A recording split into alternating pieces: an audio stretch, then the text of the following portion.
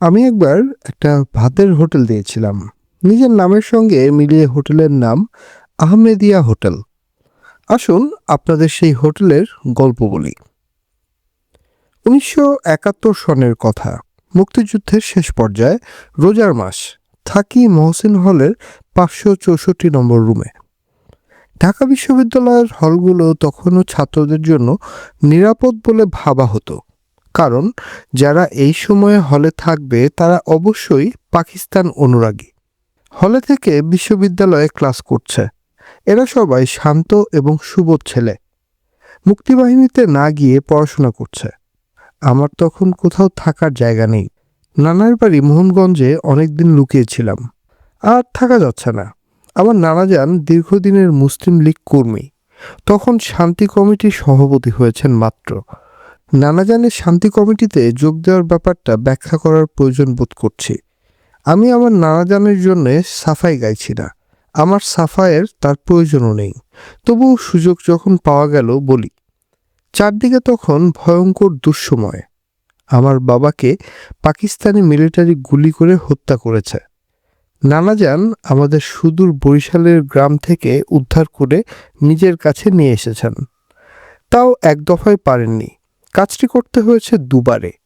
তার অনুপস্থিতিতেই তাকে শান্তি কমিটির সভাপতি করা হলো। তিনি না বলতে পারলেন না। না বলা মানেই আমাদের দুই ভাইয়ের জীবন সংশয়। আমাদের আশ্রয় সুরক্ষিত করার জন্যই মিলিটারিদের সঙ্গে ভাব রাখা তিনি প্রয়োজন মনে করেছিলেন সেই সময়ে। তারপরেও আমার মা এবং আমার মামারা নানাজানের এই ব্যাপারটি সমর্থন করতে পারেননি। যদিও নানাজানকে পরামর্শ দিতে কেউ এগিয়েও আসেননি, সে সাহস তাদের ছিল না। তারা নিজেদের সমর্পণ করেছিলেন নিয়তির হাতে। শান্তি কমিটিতে থাকার কারণে মিলিটারিদের বুঝিয়ে সুঝিয়ে কত মানুষের জীবন তিনি রক্ষা করেছেন সেই ইতিহাস আমি জানি, এবং যারা আজ বেঁচে আছেন তারা সবাই জানেন। গুলির মুখ থেকে নানাজানের কারণে ফিরে আসা কিছু মানুষই পরবর্তী সময়ে তার মৃত্যুর কারণ হয়ে দাঁড়ায়। তাকে মরতে হয় মুক্তিযোদ্ধাদের হাতে। তার মতো অসাধারণ একজন মানুষ মুক্তিযোদ্ধাদের হাতে মারা গেলেন, এ দুঃখ আমার রাখার জায়গা নেই।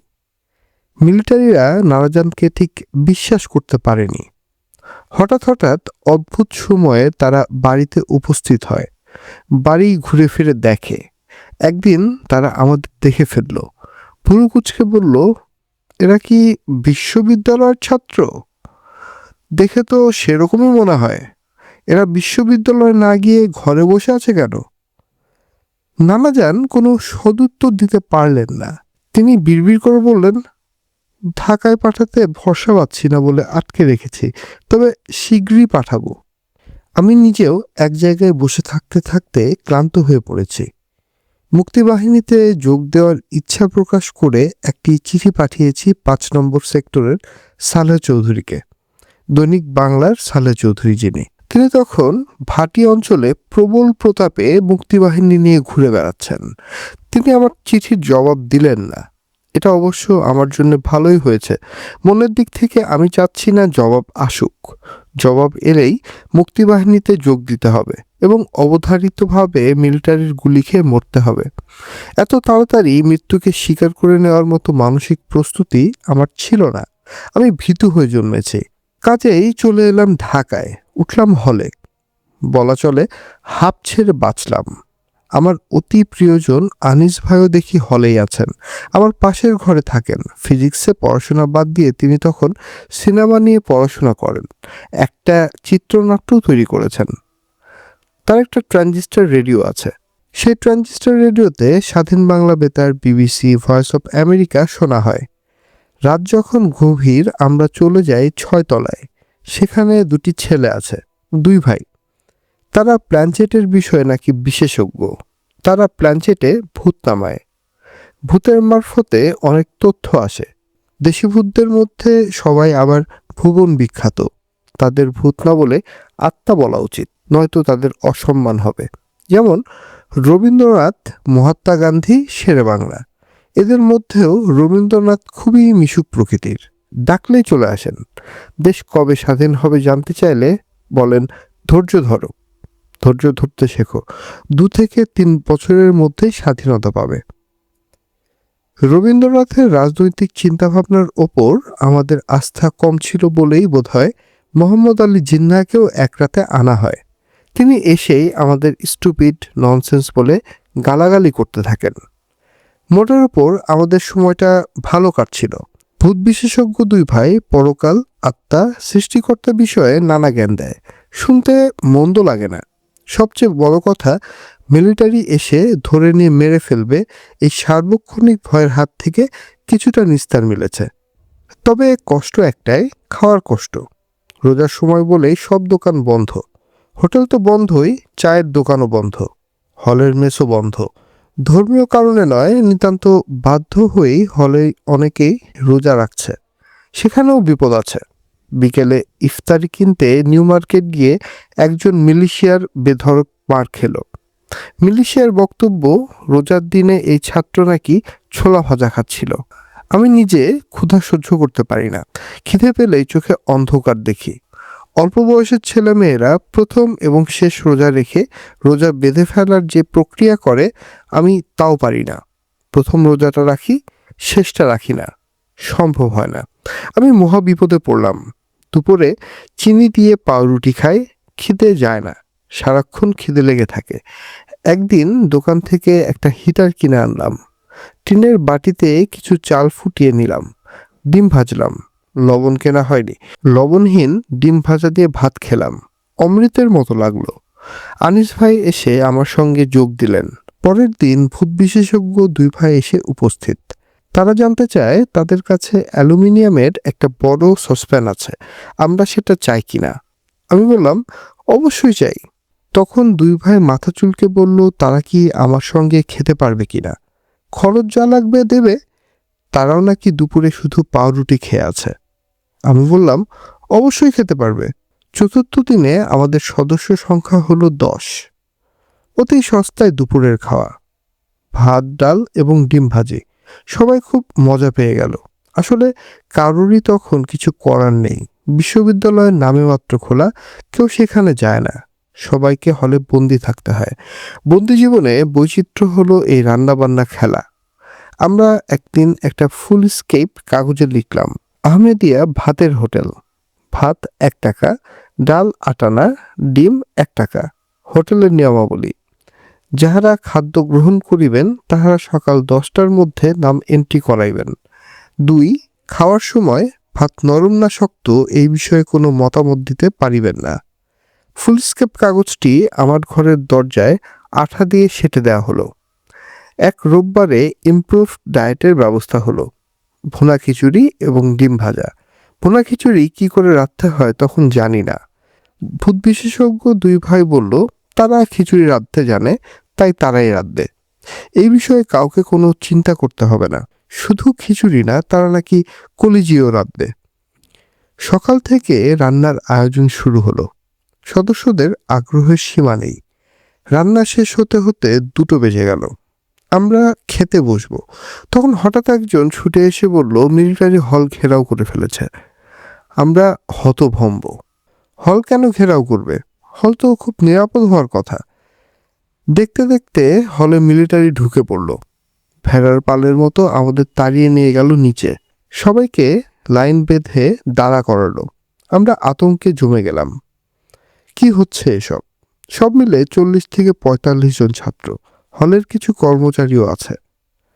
হলের সামনে সাক্ষাৎ মৃত্যুদূতের মতো একটি মিলিটারি জিপ, একটি ট্রাক এবং মুড়ির টিন জাতীয় গাড়ি দাঁড়িয়ে আছে। মুড়ির টিন গাড়িটির দরজা জানালা সব বন্ধ, তবে ভেতরে লোক আছে, কথাবার্তা শোনা যাচ্ছে। গাড়ির একটা ছোট্ট জানালা আধ খোলা। জানালার ওপাশে কেউ একজন বসে আছে। বাইরে থেকে আমরা তাকে দেখতে পাচ্ছি না।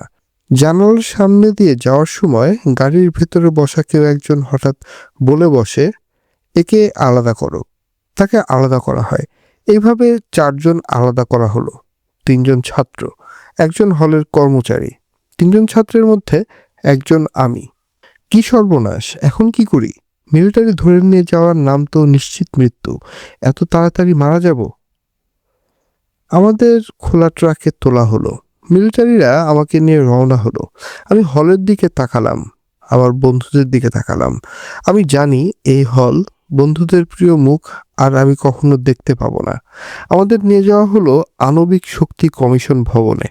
ওই ভবনটি তখন মিলিটারিদের অস্থায়ী ঘাঁটির একটি। সেখানে পৌঁছে জানতে পারলাম আমাদের সবার বিরুদ্ধেই সুনির্দিষ্ট অভিযোগ আছে। আমরা দেশদ্রোহী।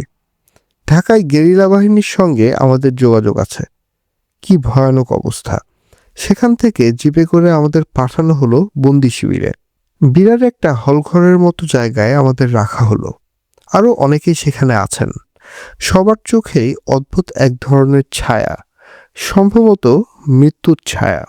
তারা তাকাচ্ছে, কিন্তু মনে হচ্ছে কিছু দেখছে না। মানুষের প্রধান যে বৈশিষ্ট্য কৌতূহল, সেই কৌতূহলের কিছুই তাদের চোখে নেই। এখান থেকে একজন একজন করে নিয়ে যাচ্ছে পাশের ঘরে। তারপরই বীভৎস চিৎকার শুনতে পাচ্ছি। সে চিৎকার মানুষের চিৎকার নয়, পশুর চিৎকার। একসময় চিৎকারের শব্দ কমে আসে, শুধু গোঙানির শব্দ কানে আসে। সেই শব্দ যখন কমে আসে তখন শুধু ক্লান্ত কাতর ধ্বনি কানে আসে, পানি, পানি। আমি আমার পাশে বসা এক ভদ্রলোককে জিজ্ঞেস করলাম, এরা কি সবাইকে এরকম শাস্তি দেয়? ভদ্রলোক আমার প্রশ্নে বিস্মিত হয়ে তাকালেন, জবাব দিলেন না। সম্ভবত এরকম ছেলে মানুষের প্রশ্নের জবাব দিয়ে তিনি সময় নষ্ট করতে চান না। অনেককেই দেখলাম নামাজ পড়ছেন, নামাজের সময় নয় তবুও পড়ছেন। নিশ্চয়ই নফল নামাজ। কি ভয়াবহ আতঙ্ক তাদের চোখে মুখে। জিজ্ঞাসাবাদ এবং শাস্তির জন্যে আমার ডাক পড়ল রাত 11টার দিকে। ছোট্ট একটা ঘরে নিয়ে আমাকে ঢোকানো হলো। সেই ঘরের মেঝেতে তখন একজন শুয়ে আছে। লোকটা উপুর হয়ে শুয়ে আছে। তার মুখ দেখা যাচ্ছে না, শুধু মৃদু গোঙানির শব্দ আসছে। মৃত্যুর আগে মানুষ হয়তো এরকম শব্দ করে। মানুষটার গায়ে একটি গেঞ্জি, গেঞ্জিতে চাপ চাপ রক্ত। এছাড়াও ঘরে আরো দুজন মানুষ আছে। একজনের মুখে সেতির দাগ, সে গোস্ত এবং পরোটা খাচ্ছে।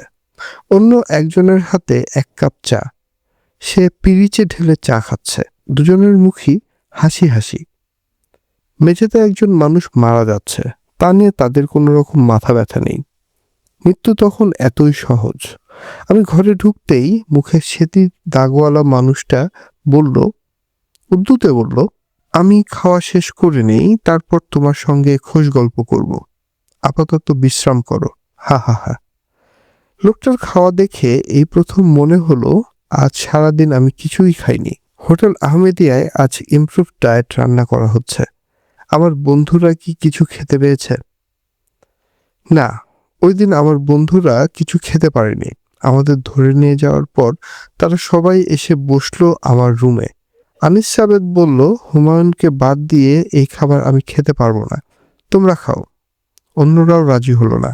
ঠিক করা হলো, যদি আমি জীবিত অবস্থায় ফিরে আসি তাহলে আবারও ইমপ্রুভ ডায়েট রান্না হবে, হইচই করে খাওয়া হবে।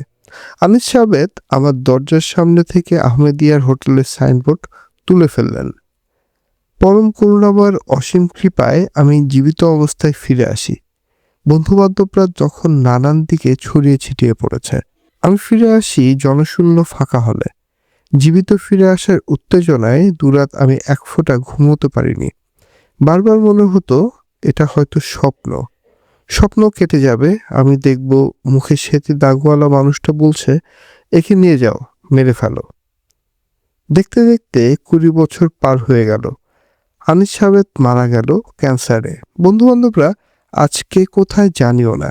মাঝে মাঝে হলের রাস্তার সামনে দিয়ে যাওয়ার সময় মনে হয়, আবার সবাইকে খবর দেওয়া যায় না? আবার কি হিটার জ্বালিয়ে ভুনা খিচুড়ি রান্না করে সবাইকে নিয়ে খাওয়া যায় না? খেতে খেতে আমরা পুরনো দিনের গল্প করব। যে দুঃসময় পার হয়ে এসেছি, সেই দুঃসময়ের কথা ভেবে ব্যথিত হব। হারিয়ে যাওয়া বন্ধুদের প্রায় দেখতে ইচ্ছা করে। হঠাৎ হঠাৎ এক আধজনের সঙ্গে দেখা হয়ে যায়। খানিক আগে একজনের সঙ্গে দেখা হলো। সে তার ছেলে মেয়ে ও স্ত্রীকে নিয়ে গাড়িতে করে যাচ্ছিল। আমাকে দেখে গাড়ি থামালো। নেমে এসে আনন্দিত গলায় বলল, আরে তুই? হাত ধরে সে আমাকে টেনে নিয়ে গেল তার ছেলে মেয়ের কাছে। গাঢ় গলায় বলল, পরিচয় করিয়ে দিই, এর নাম হুমায়ুন আহমেদ। আমরা একবার একটা হোটেল দিয়েছিলাম, আহমেদিয়া হোটেল। হুমায়ুন ছিল সেই হোটেলের বাবুর্চি। বলতে বলতে তার চোখে পানি এসে গেল। সে কোটের পকেট থেকে রুমাল বের করে চোখ মুছতে থাকলো। তার ছেলেমেয়েরা বাবার এই কাণ্ডের কোনো অর্থ বুঝতে পারল না, অবাক হয়ে তাকিয়ে রইল। আজকালকার ছেলেমেয়ের কাছে আমাদের চোখের এই অশ্রুর কারণ আমরা কোনোদিনই স্পষ্ট করতে পারবো না। ৭১-এর স্মৃতির যে বেদনা আমরা হৃদয়ে লালন করি, এরা তার গভীরতা কোনোদিনই বুঝবে না।